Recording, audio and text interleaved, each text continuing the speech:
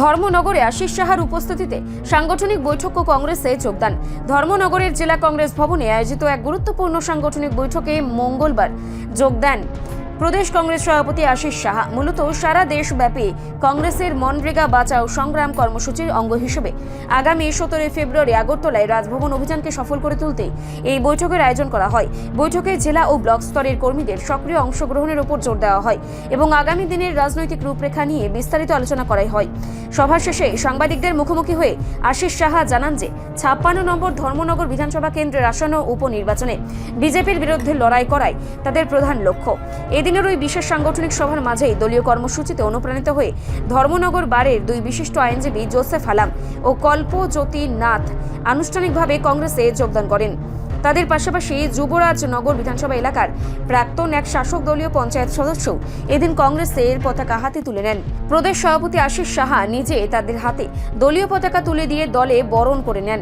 এদিনের ওই বৈঠকে আশিস সাহা ছাড়া উপস্থিত ছিলেন প্রদেশ কংগ্রেস কমিটির সদস্য চয়ন ভট্টাচার্য, উত্তর জেলা কংগ্রেস সভাপতি দিগ্বিজয় চক্রবর্তী সহ জেলা ও ব্লক স্তরের অন্যান্য বিভিন্ন নেতৃত্ববৃন্দ। আমরা আমাদের জেলা নেতৃবৃন্দ সহ প্রদেশ নেতৃবৃন্দ, ব্লকের যারা আছেন সবাইকে নিয়ে আমরা আগামী 17 ফেব্রুয়ারি যে আমাদের আগরতলার কর্মসূচি এটাকে সফল করার জন্য তাদের সঙ্গে মত বিনিময় করা হয়েছে। সাথে সাথে আপনারা জানেন যে ইতিমধ্যে প্রস্তুতি চলছে, ধর্মনগরে উপনির্বাচন অনুষ্ঠিত হবে। এই উপনির্বাচনকে কেন্দ্র করে কংগ্রেস দল প্রস্তুতি নিতে আমরা সমস্ত নেতৃবৃন্দের প্রতি আহ্বান রেখেছি। আমাদের বক্তব্য একদম পরিষ্কার। 2023 সালে আমরা এই ধর্মনগর বিধানসভায় লড়াই করেছি এবং 23 সালের পরে এই রাজ্যে যত উপনির্বাচন হয়েছে, যে যেখানে থেকে লড়াই করেছে তাদেরকে সেখানে লড়াই করার সুযোগ করে দেওয়া হয়েছে।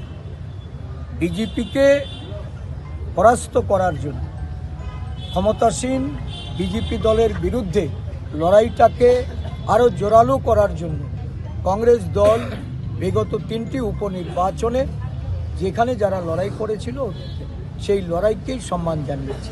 আমরা প্রত্যাশা রাখছি ধর্মনগরের লড়াইয়ে আজকে কংগ্রেস দল তার প্রতিদ্বন্দ্বী যে সেখানে বিজেপি, এই বিজেপির বিরুদ্ধে যে লড়াই, এই লড়াইকে শক্তিশালী করার জন্য আমাদের সমস্ত অন্যান্য দলগুলি যারা বিরোধী অবস্থায় তাদের সমর্থন আমরা পাব এবং বিজেপিকে পরাস্ত করার জন্য তারা এগিয়ে আসবে।